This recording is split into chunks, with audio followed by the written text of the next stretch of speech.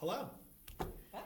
Welcome to the Nebraska Bicycling Alliance, Nebraska statewide live stream on the 2017 Bicycle-Friendly State Rankings. Your host, Ben Turner, the Executive Director of Heartland Bike Share.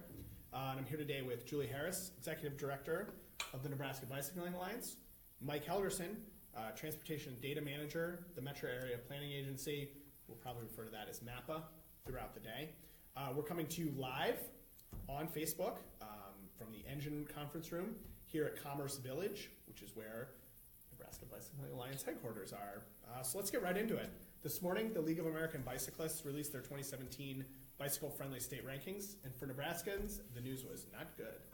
No, we're at the bottom of the pack. We've fallen as far as we can fall, and fortunately, I've had a little bit of advance notice about this news. The league reached out a couple weeks ago to let us know that this was coming and to provide any additional feedback we might have. And I'm sure that my reaction a couple weeks ago was much like the reaction many of you and you guys had first learning about it. And I can assure you that I've worked through those 5 stages of grief. I've screamed and yelled and cried in my beer and been very frustrated. But once I've really dug down and looked objectively at the information, it's sad but true. We are where we are, and I'm not sure that it's that far off. So for those who are unfamiliar, who is the League of American Bicyclists? Yeah, so the league is basically the national bicycle advocacy organization. They're viewed as the gold standard. They're the gold standard in bike safety education. They've been around for over 100 years. So, while some of these types of rankings are kind of a dime a dozen that you see on the internet here and there, some are pretty worthless. This is when the League of American Bicyclists chimes in like this, we pay attention because we know they use very solid criteria and data to come up with these rankings, and we take it very seriously.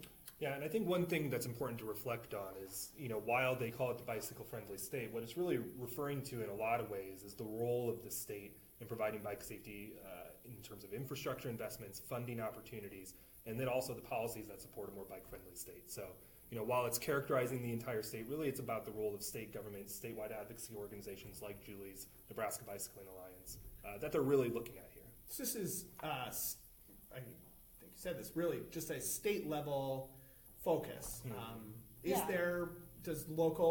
local efforts play into it, or? Well, I think a lot of, there are some specific criteria that look at, how many people are riding and all of that stuff, but I think it's important right off the bat to acknowledge that, Nebraska has a lot of wonderful places to ride. We have some great people in the state who are doing a lot of hard work, and, these rankings don't take that necessarily into consideration. So, that was something I had to work through. It was like, wow, we're doing all this work and we're falling worse than we were, but these criteria are very data, statewide, state level things that really are very objective. Okay, so just a couple other related questions. How have we fared in the past? My understanding is they've been doing these since 2008. Mm-hmm. How has Nebraska done recently? We have consistently fallen in the ranks. I don't think we have ever gone up. But over the years, they have changed their criteria. They've changed their methodology. In fact, they didn't do a bike-friendly state ranking at all in 2016 because they took a whole year off to evaluate their questionnaires and that type of thing. So you can't always consider apples to apples with some of those past rankings, but we do know that 2013 to 2014, things were pretty consistent, and we were ranked 47th, I believe, or 48th at that point. So we've been pretty low for a while. So how did we end up dead last this year? Well, I think what's kind of important to reflect on is the states that are at the top of the list have really been outpacing some of the progress of the states in the lower, kind of maybe third and the middle third. And so really it's not about things getting worse so much as other states getting very, very good at this, and really implementing many of these policies that we'll go over. There's some boxes that are really important to the league in terms of legislation and policies and planning at the state level. And that's really what you're seeing is the states that are checking all of those boxes obviously rise up on this list, and the states that don't really get left behind as the progress of other states moves forward. So it's not so much that we're falling as we're being left behind. That's what I'm hearing from I you think guys. that's a pretty accurate assessment. Okay. One last question before we take a look at the rankings. Are they wrong? Should we be better than 50th? Well, when I first got the report, and after I picked myself up off the floor, the first person I called was Michael Helgerson, because he is my go-to resource when it comes to knowing all of the ins and outs of policies and procedures and how funding gets funneled through the state, how the whole bureaucracy works. And once we looked at those, we said, yeah, it's pretty accurate. Yeah, I mean, like I said, it's a lot of boxes that are really important to the league, and if you're not kind of right in the wheelhouse of what they're looking for in terms of things like distracted driving laws and 3-foot passing laws, which we do have in Nebraska, it's kind of an on or off switch. You either check the box or you don't. And some of the criteria that we'll get into a little bit later are a little bit more nuanced, so we can kind of talk about maybe why we think the league maybe put us high, medium, or low in some of these categories. But Right.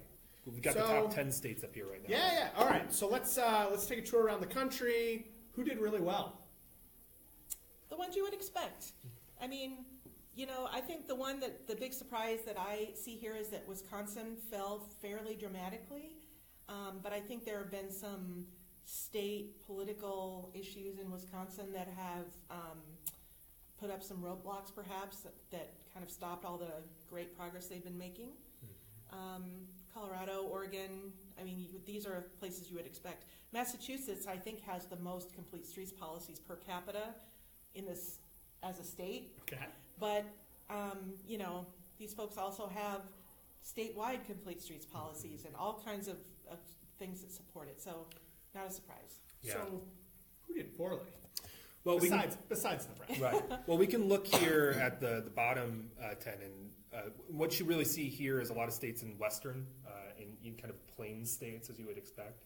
Some notable states kind of from our neck of the woods that aren't listed on either of these lists are some that are right in the middle, like Iowa, Missouri, South Dakota. They all, I believe, fall in the 30s, Okay. kind of somewhere in Maybe our that peer range. states. Peer states, yep. You see other states like Kansas here in the bottom 10. North Hawaii, Dakota, though. and Hawaii with 2 bicycle-friendly policies, inching us out at 49. Yeah.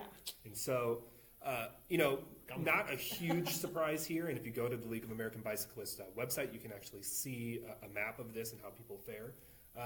Not a huge surprise, I would say, but again, this is really about many of these other states in the middle in the upper brackets really making substantial progress towards implementing these policies, doing the plans, and other things that are very important to the league. So, who's rising and who's falling? Any surprises out there? Maybe someone who used to be pretty good is taking a dive. Well, I think Right there. Wisconsin is the one that I would say that fell pretty dramatically. But the one that I really want to keep my eye on is Alabama. So Alabama in 2015 was 50th. They were in our shoes. And in the last 2 years, they have gained from 50th to 39th. So I want to find out what is going on in Alabama Yeah. because they clearly have made great progress in a very short amount of time. And if you look at sort of their different rankings, their infrastructure and funding It's top 10. is top 10. So something clearly has happened there. The only one that they rank fairly low, Or excuse, top 20, not top 10. top 20. Yeah. Legislation and enforcement, they rank low, but otherwise they've really gotten it done. And we know from past experience, legislation, that's extremely difficult. That's the work we do. It's very hard. It takes a lot of time. So the fact they've made that much progress in other areas is amazing. Well, should we move on to some of the policies? So this is, again, kind of another way of looking at the rankings here, broken out nationally. Obviously, we're number 50th. Those are some of the kind of another look at those bottom states nationally. But then also in the Midwest region, obviously being in 50th place nationally, we're 13th in the Midwest region. But you can see some of our peer states there as well in this list. So what I'd love to, let's start with bicycle-friendly actions. I'd like to get into the real meat of how they came to these conclusions, essentially. So maybe you guys could give us a high level on what these 5 areas are, and maybe what you see where we've had good progress, what the low-hanging fruit is. Sure. So the first box there is a complete streets law or policy, and this is really kind of a statewide policy that either one requires complete streets as a matter of local planning, local transportation planning, and regional transportation planning, like what our organization MAPA does. But then also a policy at the state level to consider all modes in the kind of the planning and programming process at the statewide level. So you can go through the other state profiles and you can see that in terms of the bicycle-friendly actions, those were the little bike icons on the previous pages, and there's some states that have all 5. There's many states that have 3 or 4. And Nebraska has 1. And Julie, do you want to talk a little bit about the safe passing law? Yeah, that was something that came in 2012, where we were the 26th state, I believe, to add that 3-foot passing law to our books. But we know from past report cards that the mandatory side path law was an issue in the past on the report card, and that was something we got changed. And there was also that we also got changed the fact that bicyclists did not have the same legal right-of-way and crosswalks as pedestrians. We got that changed. So we have made progress in that way, and in fact, in our state rankings, that was one of the higher. We ranked 37th nationally in legislation and enforcement. So that was sort of a way for us as NEBA to think, okay, now the work we can affect, the work we're actually doing, isn't ranking terribly in comparison to our peers. So that was a shining moment. And so this is why we have, on that previous chart you're showing, we have 1 bicycle. Mm-hmm. Correct. Okay. Yeah, and so statewide bike ped plan, the state of Nebraska does not have a statewide bike ped plan in the last 10 years, and so obviously there's no check there. And then again, kind of another one of these categories, the 2% or more of federal funds on bike ped. A lot of federal funding is formula funding, in which bicycle and pedestrian activities are one eligible activity. It's not necessarily required to be spent on those types of activities. And so having 2% or more of your federal funds go to these kinds of activities really demonstrates that you're going beyond just the typical pots of funding that you would normally expect for bike ped, like the Transportation Alternatives Program, Recreational Trails Program. But allocating some other funding, maybe it's kind of regular surface transportation funds or safety funds to bike ped activities. And that's really what that box shows, is more of a commitment beyond the baseline. And then the final one here is a bicycle safety emphasis area, and this relates to the state's safety planning. So they identify critical emphasis areas as part of their state highway safety plan, which is an annual, it's not an annual document, it's a 3-year document. That looks out and really looks at crash data from a very data-driven perspective and says, what are the factors that are most affecting motorists and other types of users of the transportation system, and then it prioritizes, usually I think around 5 actions, kind of areas in Nebraska. Leaving the roadway departures is a big one, intersection improvements, seatbelt usage, reducing drunk driving, and there's one more that I think I'm forgetting. But what the league would like to see is that bicycle pedestrian safety are listed as one of those. It hasn't risen as a priority in the development of those state highway safety plans in the past, just because it's such a small number. Yeah, and that's sort of the ironic thing, is that if you look at our ranking, we actually rank 8th nationally for fatalities per 10,000 bike commuters, which is good. But at the same time, we don't want to rest on our laurels. I mean, any number of fatalities or serious crashes is too many. And so, we want to try to make sure to change that mindset that, per capita, maybe we don't have the numbers that rise to that scary level, but to some people, but even 1 is too many, and we need to make sure that bicyclists and pedestrians are represented in those goals, in those plans, and those documents, and not just taken for granted. Yeah, I mean, these numbers look pretty good. Can you guys talk maybe a little bit more about how these components make up? Right, I know it's a number of factors that lead to it.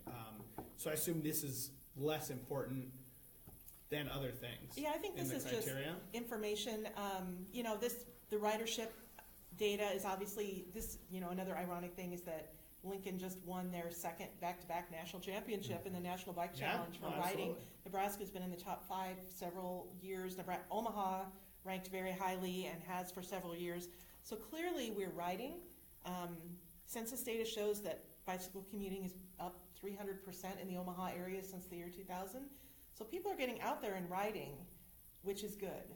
And perhaps we have we do have a long way to go to make sure that we're not only accounting for the safety of the people that are already out there, but seeing if we can dig into that 60%, and I know we'll get to that a little bit later, of people that don't ride, that are interested in riding, but they're concerned about safety. And so we have, Imagine how great the results could be if exactly. we, address some of these other issues. Yeah. Ben, do you want to talk a little bit about, as we dive into some of these categories in the projects, a little bit about how people can join the conversation if they'd like? Yeah. Yes, I would, actually. So at the end of this, we will be taking questions from the internet.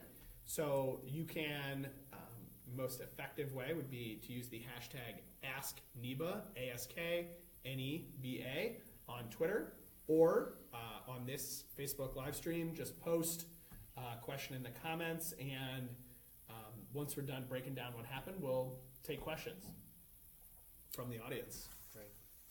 So up on the screen is the categories of rankings. So what I'd like to do is go from our worst to our best. And I'd like to break down, just talk about, what those criteria were, and then have you guys talk to, where we're weak, where we're strong, and what the the easiest fix is. So starting with infrastructure and funding, where we're ranked 50th out of 50th. Yeah. Those categories are design and existence of infrastructure, state transportation funding, use of federal transportation funding, recent planned and recently built bicycle and pedestrian facilities, passion of mine, as you know, Julie. Yes. And state funding, state transportation funding restrictions. So we scored pretty well on state transportation funding restrictions and use of federal transportation funding, but got zeros on all the other categories. So this really seems to be one of the driving things in our race to the bottom here. So talk me through it. What can we do better? Yeah. So just going down the list here, the design and existence of infrastructure, this is really about whether there are bike facilities on state roadways that largely be the state highway system here in Nebraska. I can't think of too many examples, or any actually kind of right off the top of my head, where there is like a bike lane or a bike facility as part of a state project. One example of this that we're recently working on is the Platte River Bridge project, where we've had really great success in coordinating with the state to really break a potential barrier brought on by one of the Build Nebraska Act projects, and have a bicycle crossing as part of the Platte River Bridge crossing on the US 34 Highway 75 bridge. And so that's been a great partnership, and we're really hoping to build on the success of that. That's not really reflected here, but it is something that we see a lot of potential for. In terms of state funding, there are no state dedicated funding sources for bike ped projects in Iowa. An example of this would be the State Rec Trails program, so they would have probably gotten points on their profile for that. And then the use of federal funding, I've talked a little bit about that. Certainly they make available the funding that's kind of available to date. We've been successful in getting some CMAQ funding, congestion management, and air quality funding to expand the bike share networks in both, actually create a bike share network in Lincoln and expand the bike share network in Omaha. So those are some good success stories. And then also kind of planned and recently built bike ped facilities. That was the one I kind of highlighted up above. I guess the design and existence is how easy it makes it. Well, I would say probably there aren't any explicit policies that either make it hard or difficult to do this, kind of that are written down.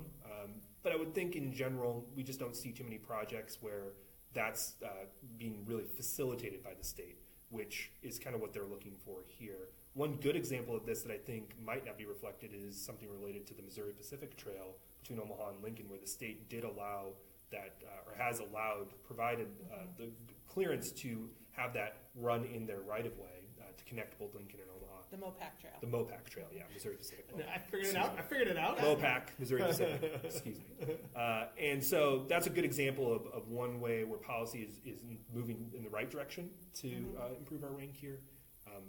But yeah, not a lot going on here in terms of real success stories, but I think we're heartened by some of the projects that we've been working on more recently, where maybe this could move us in the right direction in the future. Yeah, I'd like to piggyback on that. The win that we got to get the side path added to that bridge between Plattsmouth and Bellevue was not only because eventually trails will connect on either side, but from a process perspective. We had decision makers around the table. We had MAPPA, we had the Department of Transportation working actively to do that. So it was a great partnership, and we see that as a model we can use moving forward. And the other thing I would add to this is that, for those of us in Lincoln and Omaha, we may not think about state highways very much. But for instance, in Omaha, Maple Street that runs through Benson is a state highway. Correct. And for many of our small towns across Nebraska, the state highway is Main Street. And we have kids that need to get across to get to school. We have people that need to get to downtowns and businesses. And so, it's,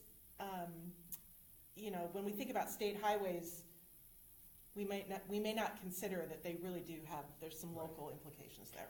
Should we move on to the next category? Well, yeah, I mean, one question left answered is, what's the low-hanging fruit? What's the win that can be fought for here that's going to make a difference? If we're hoping to do better next year, what changes in the next 12 months to help us do better in infrastructure and funding? What's possible? I think just building on the momentum that we got with that bridge project, I think that the process and the collaboration and the mutual trust and all of that, I think, is what will lead to progress in this particular category. Right. And then there's so many things, and that's why I always go to Mike with questions in this area, with funding and those nitty-gritty pots of money in the process. We can keep chipping away at that, and I don't know if you know of anything that's like a glaring No, I mean, I think opportunity there. I don't see any real super easy low-hanging fruit in this. I mean, the federal funding's probably a place where, there's probably more opportunity than state funding. State funding would actually require some legislation or, be allocated as part of the budgeting process. And if any of you follow the news as of late, the state budgeting process has been quite difficult in the last couple of years. And so I would say probably echo Julie's comments to building on the success and really finding a collaborative way of really building in these types of facilities into projects as we move forward and really finding kind of the common ground to work with local partners and state partners to really implement them.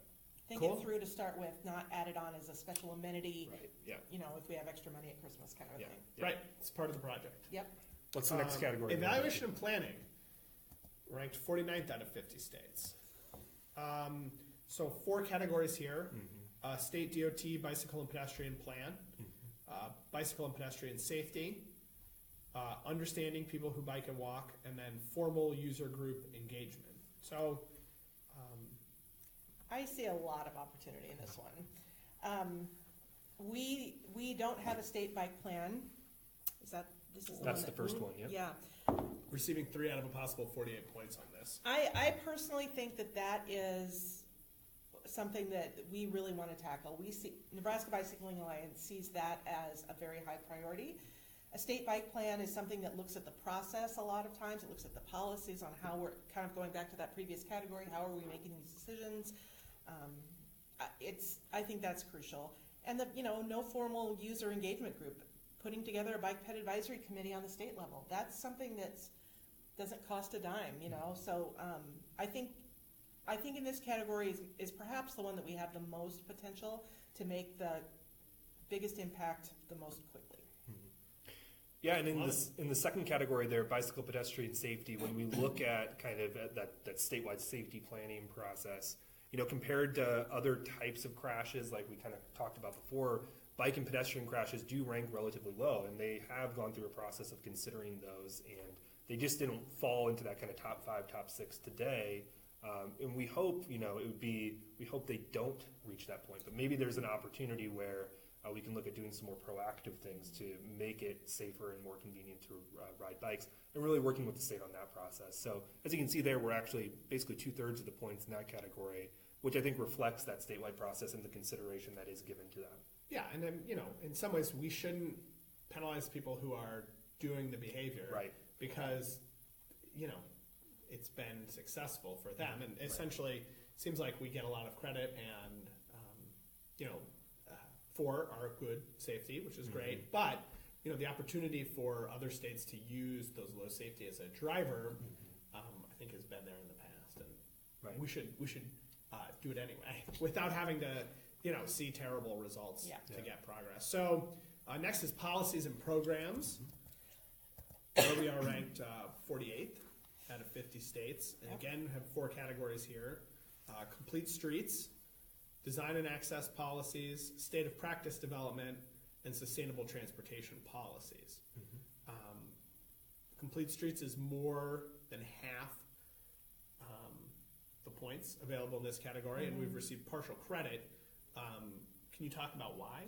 I assume that the partial credit we're getting there is the number of cities that have individually adopted complete streets. So right now we have Bellevue, Omaha, Lincoln, Hastings. Grand Island is pushing hard, almost got one over the finish line. We know Scotts Bluff, perhaps Sydney, and others are going to be pushing those forward. So,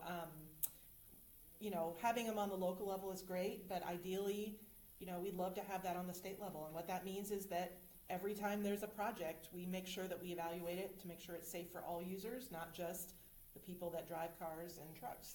So for those of us who are really familiar with this on a local level, is this taking that local level policy and implementing it to all projects across the state, or just statewide projects? Essentially, what does it look like? The complete streets on the state level would just be for state level projects. Yeah, right? in general. I mean, there are states who, as a matter of kind of some of their planning guidance to local communities. So if you look at what Iowa has done with some of its comprehensive planning guidance with the Iowa Smart Planning Guide, some of that builds in elements of complete streets. And so I would say, there's different approaches. I would say one, it's really important that, sure, it has to apply kind of to the state's activities, but then there's also the leadership role of, how the state can help build up this capacity in communities, make sure this is considered as part of all the planning processes that go on in the state. And whether that's a requirement or guidance or toolkits or whatever that looks like, I think there's a lot of opportunity to kind of really make it fit the context of Nebraska, fit some of the smaller communities that are in the outstate region, and then also have the context that reflects some of the great work that's already happening in Lincoln and Omaha, in Bellevue, and the larger cities. So the other 2, state of practice development, design and access policies, basically seem related to complete streets and more on the implementation side from the state. Is that correct? Yeah, and I think, the state of practice development, the Nebraska Bicycling Alliance teamed up with the Nebraska chapter of the American Planning Association last summer to bring NACDO training to professionals, NACDO being the National Association of City Transportation Officials. Yes, thank you.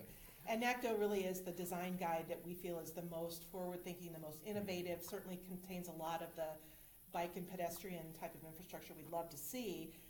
And we did have several officials from NDOT that attended, which was very, very encouraging. And I was getting phone calls Monday morning after that was over saying, hey, let's talk, this was really interesting what we learned.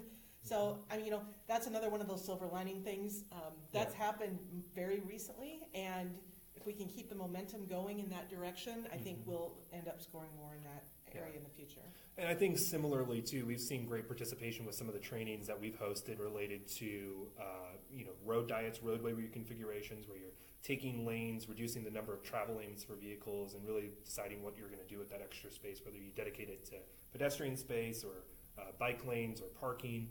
We had a great workshop here in the state back in February, I believe, and we had good state participation in that as well in terms of really looking for opportunities on the state system. I think one thing that other states have done in this area that may be an opportunity is, I know from our experience as a bi-state MPO, Iowa DOT has actually gone through its entire state system and identified some of these candidates for things like roadway reconfiguration and kind of really leading with some of that federal guidance and going in and saying, well, these are some areas that we want to look at, have a conversation with the local jurisdictions about whether that's something they'd want, and then if we are reducing the number of travel lanes, do we dedicate that to pedestrian space, bike space, or is on-street parking warranted? Things like that I think really kind of demonstrate the role and the leadership of the state in really kind of implementing best practices. I think that's probably what that state of the practice is most hitting on. Great. I guess ready to move on to areas where we are not stuck in the basement. Yeah, let's but doing a little bit better. So legislation enforcement. Yeah, we talked about this a little already. Go ahead. Yeah, so we're ranked 37th out of 50th. Categories are laws that regulate driver behavior and methods of enforcement, pretty low, but laws that restrict the behavior of people who bike and walk, doing pretty well. Laws that create protections for people who bike and walk, and laws that influence the built environment. So we do really badly in one category here, but pretty strongly in the rest. And so my question is this, to start this out, is this reflective of good state policy, or is this indifference? Like, are we scoring well through happenstance on this? No, I think we've made some good strides recently, recently meaning the last few years in legislation. That one 37 points, we got 2 out of 37 points for laws that regulate driver behavior, and distracted driving is called right out there. Nebraska has tried many times to get that texting while driving law changed from a secondary offense to a primary offense, and it just never gets over the hump. So I assume that that's something that if we could get that, and that's something that, every time it comes up, we have AAA at the table, we have the Safety Council at the table, we have the Trucking Association at the table, we have people whose lives are at stake. I mean, out there. it's almost feels like a no-brainer, and we just can't get over the hump. And at the same time, we need to be really careful when we talk about laws that regulate driver behavior, because we want to make sure that we're not creating an environment that could disproportionately affect people in terms of getting pulled over more. I mean, there's just a lot of really sensitive areas that we need to be cognizant of in that department. So at the same time, we've made no major progress on our roadways without enforcement. Right. So is your role at the table to help balance those things? Well, I think so, yeah. And, that's something that we've gained a lot of great relationships legislative-wise with state senators. Again, our governor is a bicyclist and has always been supportive of our efforts to do the governor's ride and other things. And we've had good relationships with the enforcement community as well. The man that runs the Law Enforcement Academy in Grand Island is a bicyclist. I just had a meeting the other day with Chief Blymeister in Lincoln, always extremely, available when we have questions or concerns. So I feel like we're definitely gaining in that way. I want to talk about one other piece in that category of photo enforcement. My understanding is photo enforcement is illegal in the state?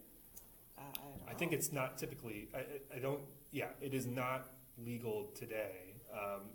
Neighboring states, I believe Iowa does have someone who. How would you know this? My daughter goes to daycare. Ben has some. I am familiar. But joking aside, nobody runs yellow lights. Yeah. People stop aggressively because it's a $100 ticket to do it, and you get caught every time. Yeah, and I think I would say prudence is probably a good approach in terms of photo enforcement. There's a number of states that have implemented photo enforcement and kind of wrestled on the back end, trying to make sure that it works and that it legally stands up. So I mean, I don't necessarily think that some kind of judiciousness in approaching this is a bad thing.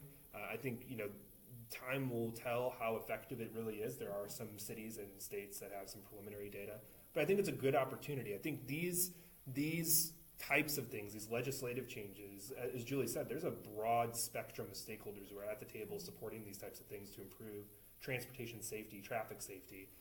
And so I would say that there's probably a big opportunity here, particularly on that distracted driving law. We saw Iowa actually pass a primary offense law last year. And so, I mean, we can hopefully ride that wave here, but photo enforcement's a bit trickier. But, I mean, I would say many communities are really seeing that as a huge opportunity to kind of expand that E of enforcement beyond kind of the engineering and education that we typically see. Yeah. So, that's all I have for this. We can move on to our final category, one we're best at, and I think this is where a lot of us in the state, see these are the tangible things that you see and feel in your community, and maybe why everyone's so surprised we're doing so poorly. Here we are at 32nd out of 50 states, almost acceptable. So it's state DOT education, encouragement, and support, mode share, driver education requirements, and advocacy. Congratulations, Julie. 15 out of 15. There you go. Yeah. Well, that low-hanging fruit's taken. Yeah. So. Well, in the driver's ed requirements, it's even though we do have it, our tests, they select random questions. We haven't gotten to the point where it's an automatic question every time. Interesting. But that's something else. NEBA, we were able to get the driver's ed, the driver's manual updated. It was fairly out of date with regards to the language on how to deal with people on bikes on the roads. Without the hard work you guys have been doing the last few years, we might have been standing all alone in the basement here. You're welcome. No, this is an area that our work can really have a big effect on. So, we're glad to see that, not all is lost, as you're saying there. The mode share, we have 6 out of 30 points. We know people are riding more and more, but we know there's a whole lot of more people that we can get out there, and we just need to tap into it. I mean, essentially, having sat through all of this now, the people who are out riding are willing to do it despite exactly all of this. And what would be great is if we could get the people who wanted to do it. Interested but concerned. Yeah. But are unwilling to do it because of the things that those of us who are engaging in this behavior are doing it despite of, in spite of. So I think that's kind of it for going through really kind of the detailed report of the bicycle-friendly states report. But if we have kind of a follow-up slide here in terms of kind of wrapping up, putting a bow on it in terms of some areas that we see kind of the big picture, really pulling back and saying what's next. And Julie, I'll leave this to you. Yeah, no, I think we've covered some of this already, and that is there have been recent successes with NDOT. When Governor Ricketts brought in Kyle Schneewise as the new director, when it was still NDOR, Department of Roads, we really did see an immediate shift in culture and just even the language folks were using and willingness to reach out and let's find ways to partner. And so we know that culture shift is happening, and that's a big part of a lot of this ranking. The fact that we finally got it changed from NDOR to NDOT, was a big deal. Yeah. And the fact that, the governor's office invited us to the press conference and handed us a signed copy of it. They get it. They get that this is important to us. So I'm anxious to build on this. We've already met with NDOT about, addressing or at least having the initial conversation about this, saying, look, well, let's find ways to work together. We're not going to come out and slam you and say terrible things. We want to move on. We want to roll up our sleeves and get to work and find ways to partner and find ways to make it better. And I'm confident that we can build on some of these successes. We may not always see eye to eye, but we're going to get there. So what's a realistic goal for our ranking? What's your goal? Well, I want to talk to Alabama to see how they got to 39th or whatever they are. But I think if we can make it into the middle, into the hearty, meaty part of the bell curve, as Jeff Harris would say. We were in the 30s before. It was under different criteria. Yeah. But yeah, I think there's a huge opportunity. But I think we've talked before about you and I showed up, Mike. Before. Yeah, let's know. We brought down the average. Yes, that the ranks began to fall drastically when these two hooligans entered the state. Yeah. All right. So we want to get into the meaty middle. Yeah. What would we need to do to get there? Can you give me three? On this slide, mention our statewide bicycle summit. You're going to talk to the assembled masses at the statewide bicycle summit. Yeah. What are the three things you're going to highlight that you've been working on from today? Yeah. Until then. Yeah. Well, obviously we need people to engage. This is a wake-up call. This is a call to action. Resisting the urge to have a Foo Fighters reference there. This is a call. And we really see that this is the time we need to leverage this and move forward. So we're going to put together a 3-year action plan where we start by bringing together people at the Bike Summit, March 2nd and 3rd. Mark your calendars. Where is that Bike Summit? In Kearney, Nebraska, okay. at the University of Nebraska, Kearney. Go Lobers. To say, okay, let's figure out how we can bring, advocates together statewide to not only build political will for this, but how can then they go back to their individual communities and start having these conversations so that things can start to happen on the local level as we continue to work on things on the state level. In order for us to continue to do this work, right now we're a very small organization. I'm the one and only staff person, and our capacity is fairly limited when you have one person that can't do a million things. So we really need people to step up. We'd love people to become members of NEBA, and you can go to our website, anybike.org, to become a member. You can do a $5 a month kind of thing if you want to, or you can join for $36 for the year. We're going to make an extra donation amount today. Do you have a dollar amount in mind, Well, Julie? I know that Van Turner has a great idea. This is a pledge drive. Yeah. Morphed. Pretty soon we're going to have the concert. Josh Groban coming next. We'll send you mugs, tote bags. So we will not send you mugs or tote bags. But I think you said $50 for 50 or 50th ranking. I mean, we'll take your donations. We'll take all comers. But we need people at the table, because even today I have doing press around this. They're asking me how many members do we have, and you know, our membership level is fairly low at this point. We need people to be at the table, and we need people to have skin in the game, because we know so many people want this to be better, and Absolutely. we're in a position to make that happen, and we're going to need some help. Yeah, and I think, you know, the role of a statewide advocacy organization, a strong advocacy organization at the state level, really can't be understated in this area. And I think one of the things that is an anecdote just showing the role that Julie and Neba have had in the last year is really some of the work that you've done with the state in partnership with the Nebraska Department of Transportation related to the South Beltway project. And you were actually tapped to lead a meeting about really breaking down some of the bike ped barriers related to the Lincoln South Beltway project. A huge effort in Lincoln. And do you want to talk a little bit about that experience? Because I think it really speaks to some of the work that you're going to be focusing on in the next 3 years, and some of the opportunities at the state level, really moving some of these things, changing the conversation. Yeah, well, the Lincoln South Beltway project is, I found out recently, the most expensive project that NDOT will have ever undertaken. And it's going to create a freeway basically south of town in Lincoln.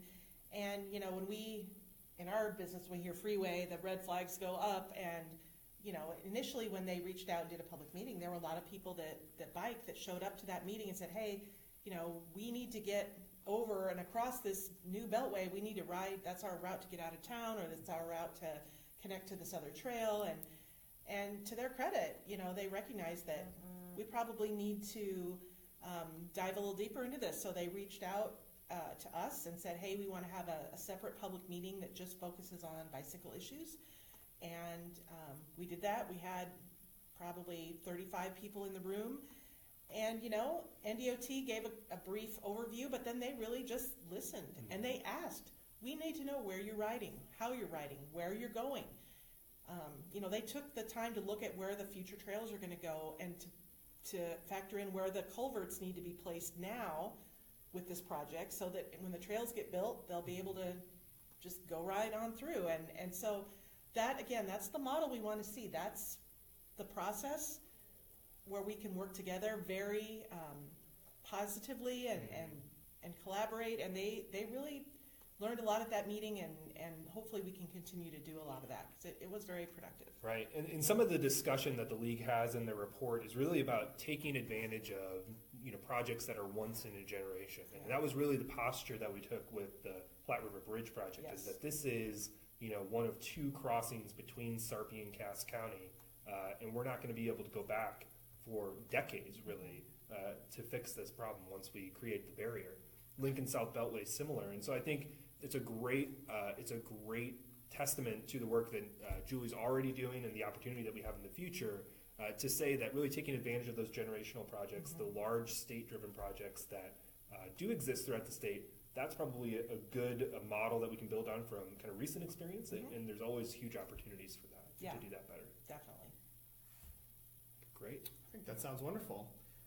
Should we get into the question portion of the I had a couple of questions. live stream? So I've gathered questions from Twitter and Facebook. Okay. Everyone can take this moment to check their phones, Yes. see, and I'll remind Who's everyone texted me? out there watching that encourage people to post on Facebook, write in the live stream comments, and on Twitter with the hashtag AskNeba, AskNEBA. Yeah.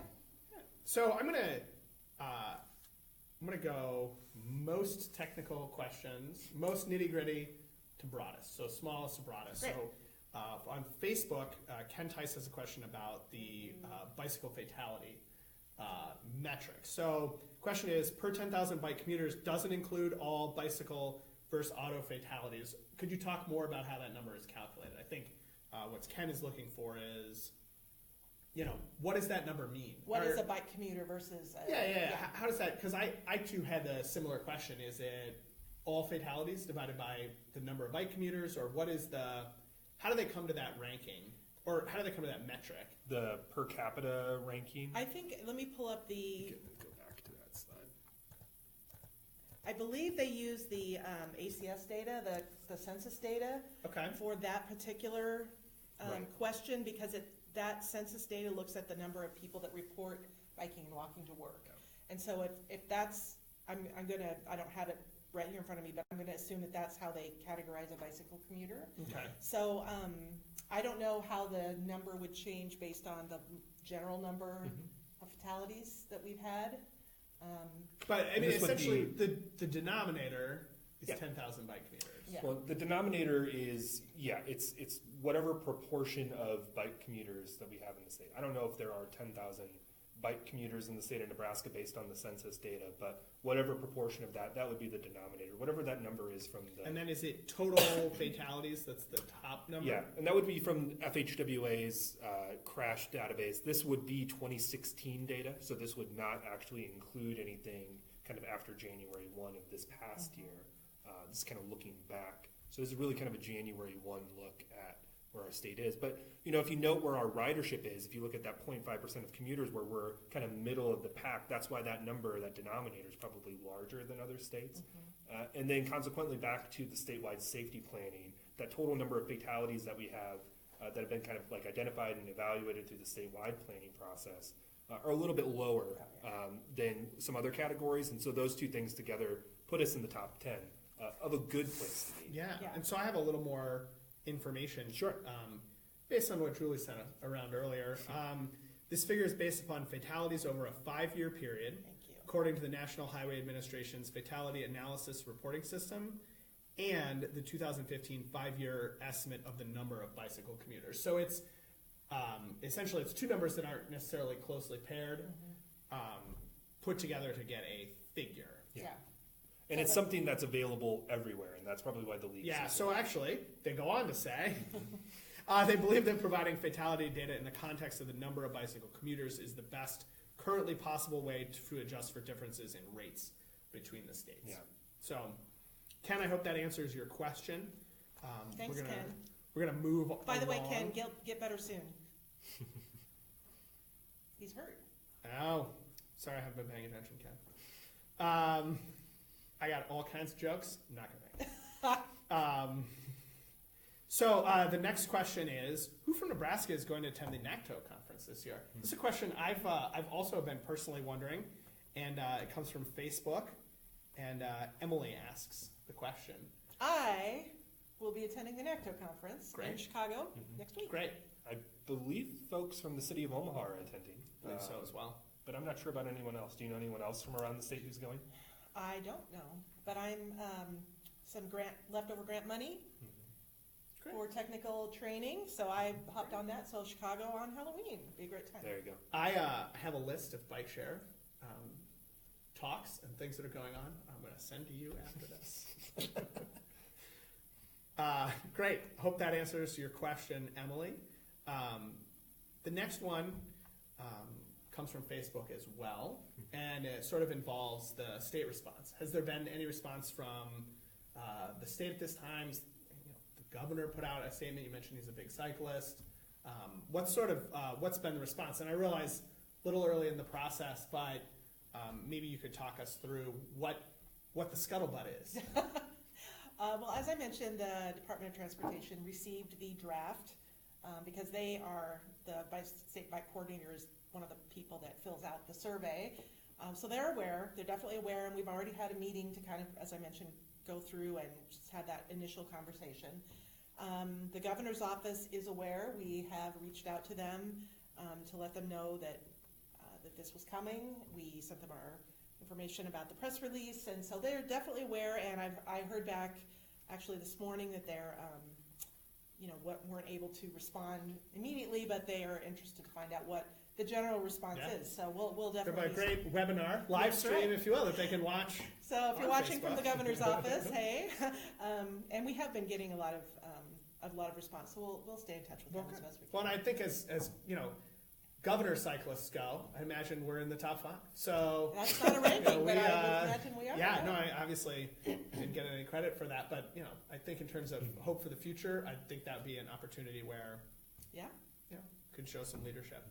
Do you guys have any other questions that you've seen out there that you'd like to answer? We've got one more from Twitter that's really good, but it's a great finisher.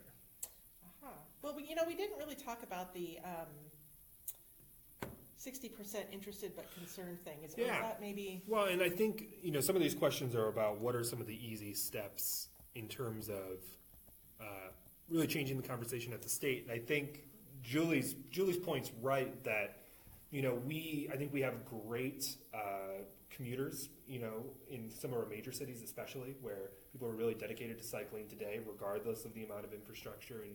And there's a kind of an easy shorthand for how transportation planners, bicycling advocates have talked about, cycling, and really breaking it down into these 4 categories of people who are either strong and fearless, are going to be out there regardless, enthused and confident, who prefer bike infrastructure but willing to cycle without it. But the real meat of where the opportunity lies is really in the interested but concerned. And when we look at surveys that we conduct, when we talk to people, when we look at really what those concerns are, a lot of it is about safety, and a lot of it comes back to making sure that we're taking advantage of opportunities we have to implement bike infrastructure when possible. That when we do build it, that it's built for that interested but concerned population. Right. The conversation at the national level has been around protected facilities, separated facilities. I think those are good strategies to think about because we have great recreational trails throughout the state. Yeah. Even in the outstate pieces, but certainly in Lincoln and Omaha, hundreds of miles of trails facilities. And so, why do people like recreational trails? People like them because they take safety really very seriously. There's grade separation from traffic. They're nice, comfortable, what we would call low stress routes. And so really building on that and really finding the opportunities in some of our smaller communities for bike infrastructure, and really building out the networks in our larger communities, finding those links between the trail system would be something that I would say is a huge priority. But we can't just keep building that little white stripe on the road that's not going to get people out there. We're not going to see the change in some of those figures back to the census numbers. We're not going to see, recreational cycling grow. We're not going to see commuter cycling. We're not going to see the type of cycling that has the most transformative impact, which is thinking of it as transportation, using it for some of those daily trips that are a mile or 2 miles that you would otherwise use your car for. 75% of our trips are 2 miles or less, I believe. So, that 60%, that's where, I think that's where we have the biggest opportunity to gain. And as I think a lot of us, some of the reaction I saw on social media today when this news came out, I saw a lot of, it doesn't seem that bad. This doesn't seem like it fits my perspective. But, a lot of us kind of live in that bubble, and we're all bikey people, and all of our friends bike. And so it just seems like everybody's doing it. This doesn't seem right. But, think about your neighbor across the street. Think about the kid that lives around the corner. I mean, there's a lot of people who would love to do it and just won't until we make it safer. So we have to keep pushing because those are the folks we need to get going on bikes. Yeah, absolutely.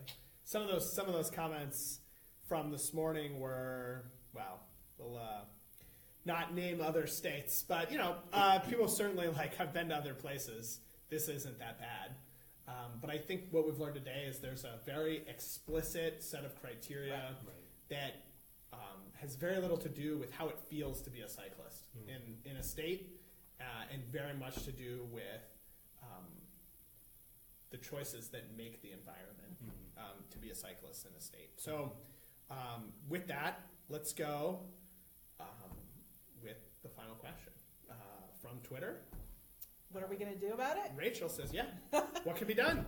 What will be done? Not even can, what will be done in the future to improve the Nebraska ranking?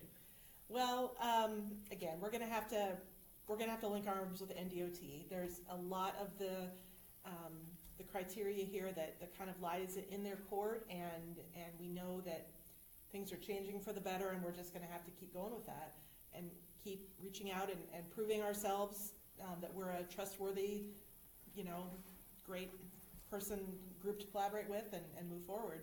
But we're also going to have to make sure that we take the conversation beyond that. We're going to have to make sure that we take it to economic development, and we know that on some level that they get that. The Health and Human Services definitely gets it. The Game and Parks definitely get it. So how can we bring these other state agencies around the table to say, hey, we also have a stake in the game.